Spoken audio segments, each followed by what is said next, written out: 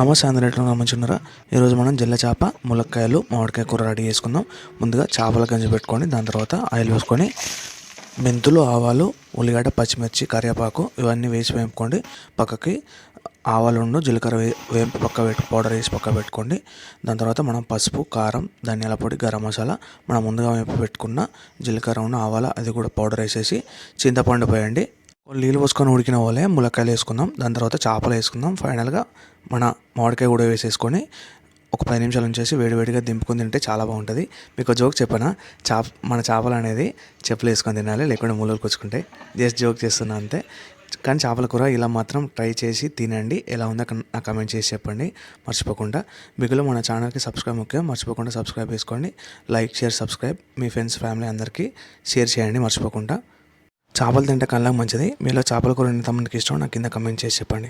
ఇంకేంటి మరి, ఉండనా.